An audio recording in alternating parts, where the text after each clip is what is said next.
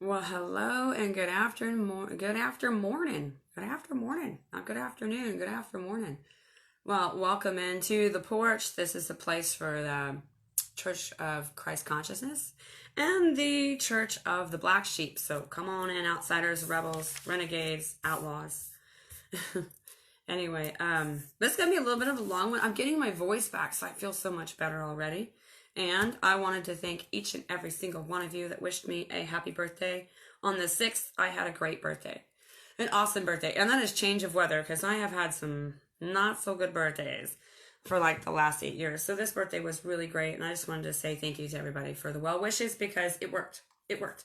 I had a great birthday.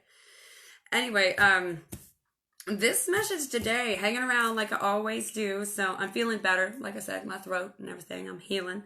Took me like 9 days to get over that head cold or whatever. So that's going around. Today's message is going to be passion and mechanics. Going to touch on the movie The Notebook.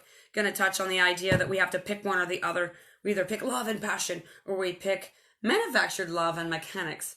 You know, and in our lives, basically.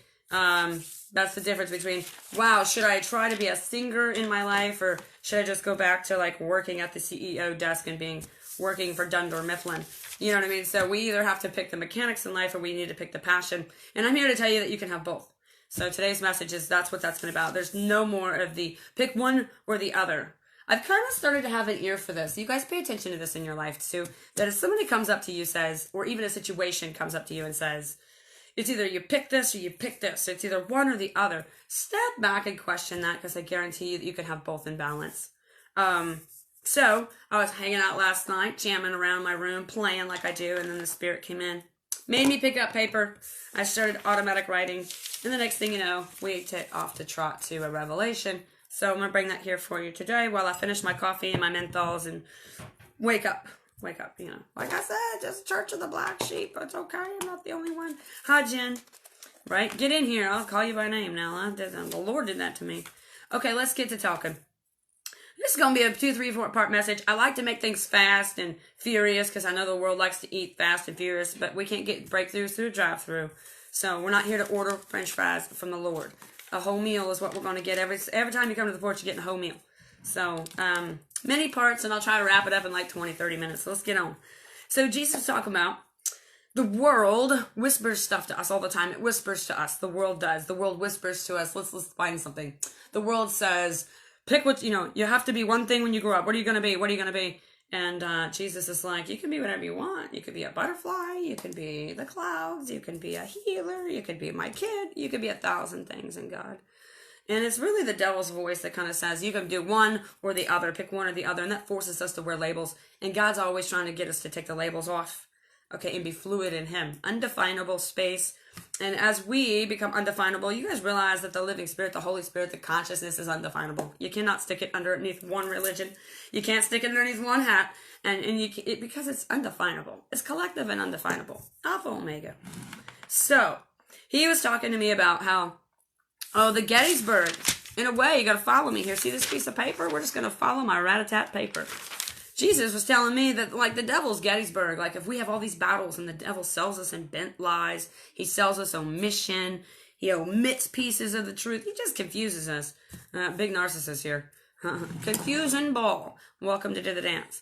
When this is happening, Jesus defined to me that when we break down all the lies that we get told by the adversary or the world, the basis of this lie is that we have to either A, go out in our lives at 18 years old and handle the mechanics of life, which means go out and marry somebody where you are Swiss cheese, you have holes, you have weaknesses. Go marry the person that is strong in your weaknesses and cling to them for life, okay? And don't budge. There's no God growth in that kind of stuff. There's just codependency. And a lot of us may get out when we're 18, whether it be in careers, jobs, our own heads, or relationships, where we just go at it with a mechanical mindset. I must survive, and we leave love out. So let's just say like 15, 20 years go down the road and love shows up, but you can't choose it because you have spent your whole life doing mechanics. So when love shows up, you've got your mom, she probably calls up your great-grandma or somebody else in your family of hierarchy to come park in the driveway and tell you that you've lost your mind and how dare you, doing the wrong thing, you're doing the bad thing. And this has happened in my life a couple of times, okay? And I wanted to follow that of which was passionate in my heart. And my family, narcissistic as they were, did a great job of stopping that every time. And kind of silently, my family repeated the lie of the adversary. The adversary's lie of the world is kind of teaching us to steer around passion. You know, it's just like the new movie, The Notebook. Think about that if you haven't seen the Notebook movie. What happens when the two characters fall in love? Okay, there's passion. Her parents are aristocratic, and they're really afraid that she's going to fall in love with the carpenter down the road, and it's going to tear down their whole dynasty, okay? That's exactly, that is a very old age and old paradigm that we still do to this day. Go be with someone for stability. And don't mess around with passion and love. That's a fearful, bad thing. And I'm one of people that got that from my template, my paradigm that I was raised on. I got it from my baby boomer generation parents who got it from theirs and theirs and theirs and on down the line where we work on mechanics. And if love shows up, kick it the hell out of the room. And my own family, especially my mother, counseled me at points and times in my life to leave love alone. And to go back home, go back to my marriage, go back to that old job. Do not jump out of your job to go play guitar. You know what I mean? Or whatever it would be. Always steering me around passion. Jesus is steering me through passion. While at the same time dismantling everything I was doing to hold on to the mechanics of my life. We're moving straight into passion. Jesus died in his passion, and he's asking us to live in ours. And it comes at the cost of debridement. Let me show you. For those who have truths, they don't like their job, they're not in love with their marriage, they hate their family paradigm, their family's really narcissistic love, and they know they need to get out of it, or their friends are not healthy, whatever it have you be. Okay, we are to debride ourselves of these things in our lives that we do not need. Debriding is taking off the skin. In this, the Lord is saying old skin, new skin. Like wine, old skin, new skin. And to have a new skin in heaven, we have to let go of the old skin. A lot of you coming up on the 11:11 journey and the spiritual journey will attest to this. As you get into the spiritual journey, a lot of stuff in your life starts saying goodbye, bye-bye. And you're like, what's going on? Something is dismantling or debriding my life. Your life is literally being debrided. Because when you come into the spiritual journey, you will realize that you will quickly be an orphan of your last job. Your 9 to 5. You're going to be an orphan of your last mindset. You're going to be an orphan of your family. You're going to be an orphan of your friend set. You're going to be an orphan out of your life. And it's a very daunting feeling when your life births you backwards. So it really kills you, but there was no death at all. But the journey killed you, but there was no death at all. That is exactly what Jesus experienced on the cross. There was a big, big death, but really no death at all. And where he faced that physically, we are to face that spiritually in our lives. And that's why 11:11 or not, Christ consciousness or not, you're going to walk onto this rabbit hole, the spiritual journey of consciousness, and it is of Christ. It is of the Holy Spirit. And he's going to do to you what he does to everyone. It's called a holy curriculum. And I know this holy curriculum because he put me through it. And that's what I sit here on the porch and talk to you about. So going through this curriculum is like going through the water. It left a watermark on me. It changed me. And that's how we find our own brothers and sisters in graces and faces, because we share the light and love language and we share a watermark. One you've only been if you've been in the water. The waters of change. So we might be leaving old lives that are based on mechanics. Mechanics come at no cost to yourself. And what they... let me get this out. Mechanics will change your job, your marriage, your life, your foundations. It's scary. Therefore, automatically, we birth fear. Fear. And that's why in the movie The Notebook, they were always telling her to stay away from love and the carpenter down the road. In fact, in the movie The Notebook, she was about to marry someone she did not love for mechanics. He was a doctor in town. He's not dangerous. Her mother and father loved her, didn't disown her. Now, they were going to kind of disown her and disinherit her if she went towards the carpenter down the road that she loved. Okay, so that's a form of controlling the aristocratic idea of we have to control the mechanics. When you're controlling something, that is because you're too afraid to let go. You honestly think you have control over something. That's funny. Have you met God? Have you met the universe? We control nothing. That's a hollow sign. So we end up with our families teaching us that passion is dangerous. Why is it dangerous? Because it's unbridled. You want to do crazy shit when you're in passion. Yes. You just might fall in love with the carpenter down the road. You just might build a boat in the middle of the desert. You just might lead Israelites. You just might go talk to a burning bush at the top of the mountain. You do that stuff when you are in passion. So passion is dangerous to the world. Families, generations, your grandma might have told you, you might hear it silently in the world.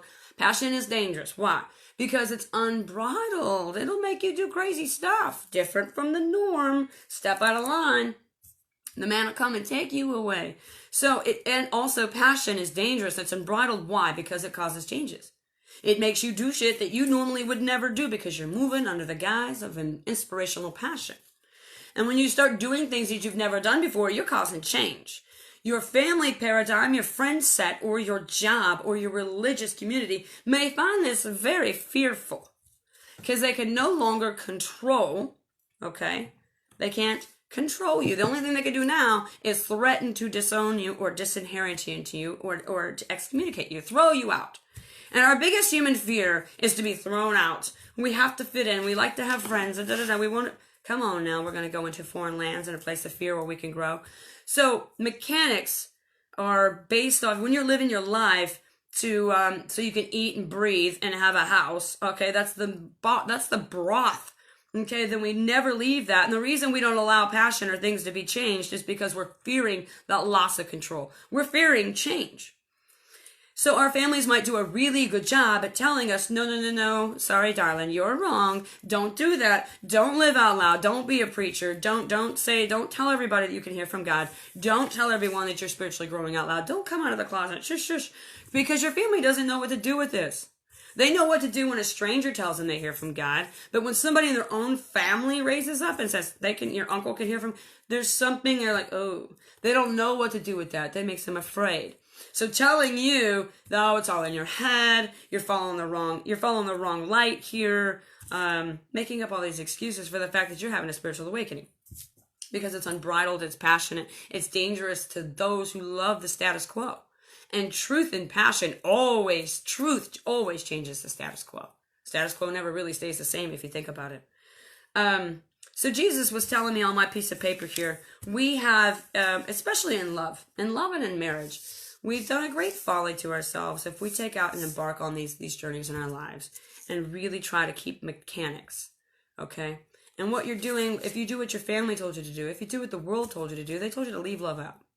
To ignore passion. There's that one person that you want, whatever it be, you're not doing it because you're so involved in keeping the fear down and controlling how much your life changes. The moment that I stepped out of my family dynamics, which is family mechanics, dynamic mechanic, okay? When I'm in mechanical relationships, okay, that have that dynamic, I have love in them, sure, but it's manufactured love. It's love because they're there. It's mechanical love. It's robotic love. It's a little bit boring. It's very much without passion. Jesus means to infuse our lives with passion. Our minds, our hearts, our bodies, our lives, our opportunities, our breath, and those around us which we love. We derive passion. And who is the creator of passion? Can you do that yourself? No, I can kind of sing. I can scratch my neck here. I can wash my hair. I can do a lot of things. I can even manufacture some things. I cannot manufacture passion all on my own. That is something that is divine and magical and it happens on the inside of me. And when it goes off, you better look out because now I'm passionate. I don't create those things inside me. They naturally and organically go off like bombs, like fireworks. That's what passion is. I don't create that. I know that's a magical dust from heaven, passion is. And passion of Christ is because passion is of Christ. And he's again stating he died in his passion. He wants us to live in ours. And to live in our passions, that would mean Lainey would have to live out loud as an inspirational talker and teacher. Lainey would have to go around telling people she actually hears from God and revelates. That's passion. I would have to go around playing guitar and writing music out loud. I would read my poems out loud. I'd go back to writing and drawing and making that the helm of my lifestyle. That's passion. Doing that's going to create a completely different life for me. I came from an old skin, an old dynamic, an old kin, an old family who said, hey, Don't spend your time writing music and doing art and speaking about poetry and talking about how you hear from God. Shush, shush, shush, shush. That's cute and all, but you need to go get out in the real world and do something dynamic, something mechanical, something that will fruit you stability and foundation. And having that kind of mindset taught to me, silently speaking, was really damaging, because it already devalues a creative person, saying, hey, your creativity is devalued and not important. Will you please step out in this masculine mechanical world and leave all your passions at the door? Stop. I'm going to put all my passions back on and leave all constraints at the door. Leave all mechanics at the door. Leave all dynamics at the door.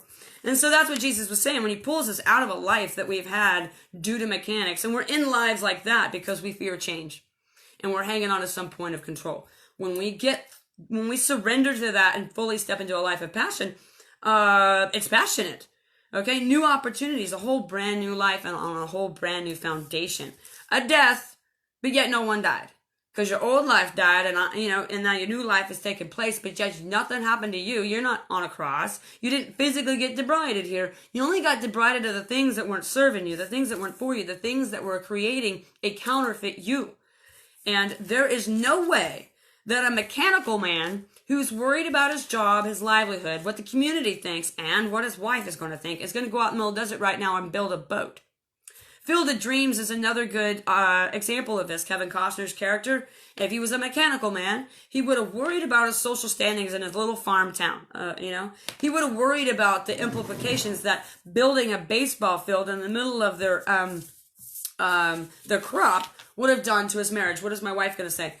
Kevin Costner's character in the movie Field of Dreams was a passionate character. He was impassioned to do something and saw it through, no matter if it made no sense to the temporal eye or to the temporal mechanical person. In fact, in that movie, Field of Dreams, the brother, the redhead brother who is trying to get him to sell the farm, that is a great example of a mechanical person. He cannot see the passion and the wonder and the fruit. All he can see is dynamic mechanics.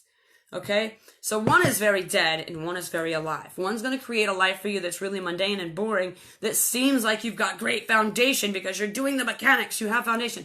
Really, that's a life that is folly and hollow and has no real foundation at all. And might we have eyes to see that finite difference?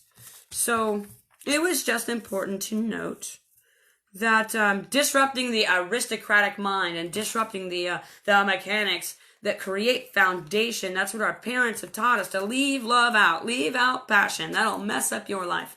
I believe now, as a living witness in my own testimony, that Jesus came, got me out of a life of mechanics and pulled me right into what was bad. Jesus pulled me right into all the things that my family and constraints had told me that was bad. Why is that? She is changing jobs. She left that job and now she's at home talking to the Lord. I don't know what she's going to do. My family stepped back. When I got divorced, because I was in a marriage that I felt I was in it for mechanics, and I had mechanical love, but I left out passionate love. Love is the mechanics. If we don't have passionate love, how are you going to have enough medicine to get from here to your last breath passionately? Because this is a long marathon and a weary and tiring journey. And if you leave with just mechanical love, I'm sorry, you ain't going to make it but halfway there. We're going to have to stop and ask for respite or steal it from someone else. So passion is where we need to go. And it's like the adversary, the devil, teaches us in some silent way to stay away from passion, that all the changes that passion and love create are bad. That's not true. Love and passion create great change in our life because it's getting rid of old skin and putting us in a new skin. It's getting rid of a counterfeit life and putting us in an authentic life. So, and that happens too, just to break this down a little bit, when we give our hearts to the Lord. Even if you go into church and you're like, I've been saved, I said the thingy, let's go make that happen, and you go home, you end up in a high tide with the Lord, And then wait about 3, 6, 9 months, you have your everyday Joe Blow Christian who then runs back to the church and the preacher, and he's like, my life is falling apart. Just 3, 6, 9, holy design, 3, 6, 9 months ago, I gave my life to God, and now my life is falling apart. My car stopped, my woman's cheating, my dog died. They sound like a horrible country song. And a lot of preachers and pastors will do a good thing here and warn you that the devil's coming to call for you because you gave your heart to the Lord. But let me remind you too, that there is this also other side of the reflection here where God might be coming for you. The moment you give him your heart, the moment you surrender yourself, your life, your mouth, your hands, your shoulders, your feet, that moment's when God's like, all right, let's move in the moving truck. And God moves into your life like beep, beep, beep, like backing it up. You're like, what's going on? That's like Jesus is saying like, we're going to remodel your house. And you didn't know that. So a lot of the times when we get on this spiritual journey and we start to change and things start to leave us, it gets really scary. And we think we're doing a bad thing or wrong thing because what you're doing is you're stepping into something you've never done before. Your own path. Your own co-creating path with you and the Holy Spirit. This is not about taking on a life of things that befell you. This is about you becoming conscious of the things around you, your patterns. Not everybody in your life is meant to be their forever cake. Like put it on the cake. We're here forever. A lot of people in your life might be alchemy, might be medicine, might be living reflections. And we need to be keen enough and conscious enough to bring that in. And with that comes a lot of beauty because you get eyes to see how the Lord is a living reflection. So, a lot of the times we get told that the disruption, the dismantling, the debriding that goes on in our life when we either go into a church and receive Jesus, or we're jumping on the 11:11 path, we're finding out who we are spiritually, we're starting to open these doors. When we start to do that, it's very easy for someone else to advise you that the devil's attacking you. Not everything is the devil's fault, and not everything that you think it is the God's fault either. We have a weird mindset when it comes to that. So, might it also be here, I'm telling you, laying prophecy down, I'm telling you that God does come in right after you give him free will and permission. He comes in to demolish your house. And maybe not the whole thing needs to be demolished. I made a very early sermon back when I was first growing, literally sitting on a pile of rubble at a house that I was just remodeling, and God moved me in spirit to make a real live living sermon right there. So I'm young, and I think I was running around as the spiritual mechanic or the outlaw or something. Now it's Red Dirt Preacher. It'll change tomorrow, but there's a video I did a long time ago where I really sat on top of demolished pieces of a house and really talked you through about what it's like when God comes into our lives and demolishes our standing, our foundations. And maybe for some of you, it's the whole damn foundation. For some of you, he left the subfloor, but he took out the walls. I mean, in different parts of our lives, he's going to move you through a barrier and a filtration point. And that is going from mechanics. And I'm fear-based. I have to control my situations. I'll control what I let in. Why go your whole life and leave passion out of your bedroom, out of your kitchen, leaving passion out of the food you cook, leaving passion out of your yard where you play and you showcase to the neighbors your happiness and all of that? Why be short of passion anywhere in your life? So I think it's very folly for anyone to sell us a life that is either A or B. You either pick money or you pick love. You pick mechanics and manufactured love or you pick passion and disrupt your whole life. It takes gut and gall to choose a life that crosses into that passion point. Why? Because you're going to be debrided and you're scared for all the things you're going to lose. You're scared for that interim place, that middle place where you lost the old and the new has yet to grow. You're scared. Go with faith. There's a lot of brothers and sisters just like me on the porch who have faced that refining line, and it's passion on the other side. It changes your whole life. So Jesus is saying, stop labeling me as bad. Jesus is passion, the passion of Christ, and the passion is of Christ. He puts that magic in our life. Passion is of him, and we should have it in everything we do. No matter what it causes in our lives, no matter the changes, let's not hang on to fear. Let's go where love is. And as we surrender to that, our faith is built. And so stop allowing the whispery secret from the world and your old generations to tell you to stay away from that. You guys, listen to the passion in your heart. Have enough gut and gall to stand up for what you're feeling and then go do it. Go mow down the crops and build a baseball field in the middle of Iowa. Go build a boat in the middle of the desert. Shake your life off and have a redo. Make new commitments. Start with making one to yourself and to the Lord. So like I said, too, Jesus wanted to remind you that it comes to a cost. Even Jesus was debrided here. It comes to a cost. So where he was debrided physically, we are to be debrided emotionally, egotistically, maybe a little spiritually too. And as we go from one life to the next, speak your truths and move in passion. And don't let people indoctrinate you that what you're doing is bad, because now that you've moved into passion, you've given your heart to the Lord, you spoke your truths, your whole life's starting to fall apart, and they're sitting over there going, see, I told you not to do that. Look at you, lost your job now, and your wife left you. You know why those things are happening? Because your frequency is changing, and everything that's happening to you is a blessing that you didn't have guts to do before, and now you got guts to do it because you're finally full of passion. Duh. And I know this to be true because I just spent the last 7 years of my life in a journey much like this, where it cost a lot. It debrided me a lot. But then just the other day, I'm done with the journey, this closure. I made the phone calls to the past. It had nothing new to say. I forgave it. It moved on. Within 24 hours, Jesus gives me a diamond mind, which I brought to you guys here on the porch, okay? I did made a little message last week about that, and what he brought me. And he changed the story in the middle of the story. I thought I was going through this great death and this debridement, this dismantling of my life. It's super uncomfortable, super scary. I think I cried, kicked, and screamed all the way here. Anyway, I'm here now, and I've accepted that change, and I live in that change, and I'm an embodiment of that change inside, outside. So God brings to me, hey, kiddo, how was your last 7 years? And I'm like, oh, man, the story I can tell you, Jesus. And he's like, why tell yourself a bad story? Did you not see how we were actually doing the greatest prayers of your life? And the greatest prayers of your life were really needing your greatest courage. And you didn't have it to do on your own. We invigorated you with passion, and that gave you the courage to then move in the Spirit and start speaking your truths. And when you did that, you were facing your biggest fears, because you were eradicating family paradigms, relationships with mothers and fathers and brothers and sisters and cousins and lovers that you never wanted to beep with before. You didn't want to mess with these. They were your claim to mechanical love. They were your claim to foundation. I was going to be so scared if somebody cut me off from all of which I've known. And that's exactly what Jesus did, Egypt to Goshen. So know that when you're on this spiritual journey, you guys, it's okay to follow passion. It's not going to feel good. It's not going to feel right. You even may have some people in your life telling you that what you're doing is completely wrong. Look at your life. It's dismantling. That is the very thing, how you know your life and what you're doing is correct. It's dismantling your life. And a lot, we have connotated that idea with something horrific. I know from personal experience, every time my life was dismantled, yep, looking back, that was the greatest thing that could ever happen to me. And you guys know this. Pain's a great teacher, and we've had great teachers.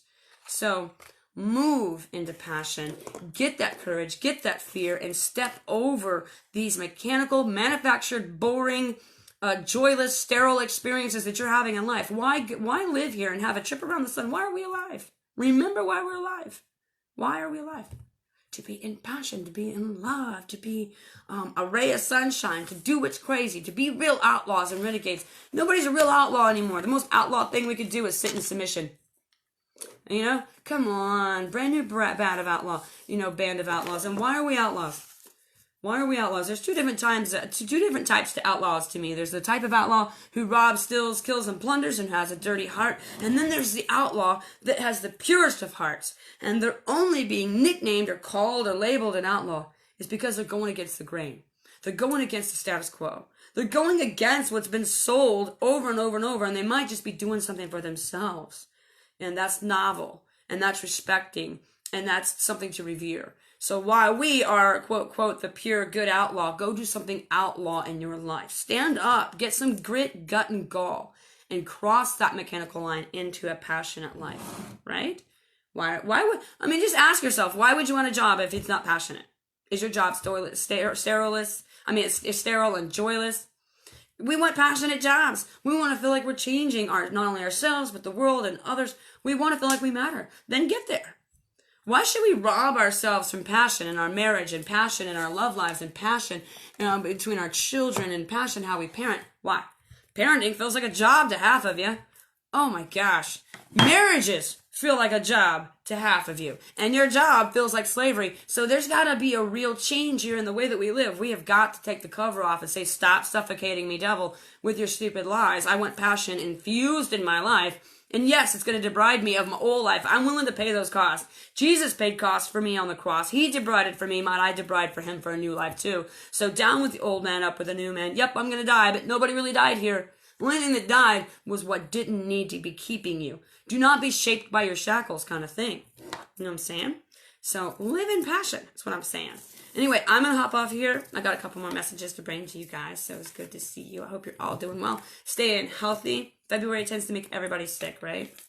Drink your water, eat your vitamins, exercise, and do some self-love. Anyway, watch the cost, because living a mechanical life is going to cost you, and it's going to cost you your soul. Your soul is going to be slowly muzzled out.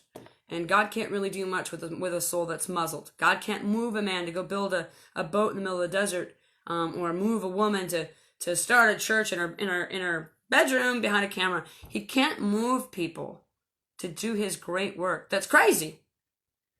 If he's got somebody that is hell-bent on being mechanical because they're worried about what the society of their town's going to think, they're not going to move in God. They're worried about how their wife is controlling or not controlling them, and you know, that's a whole thing. So careful of the knife wives out there that are stopping their men from doing God jobs. So it takes real grit and real gut and gall. And it's going to cost you either way. But you get to decide what that cost is. You can decide whether it costs you your soul, so you could be muzzled out your whole life and look like everybody else when you died. Your life looks like everybody else. Congratulations. You want a t-shirt? How good that feel?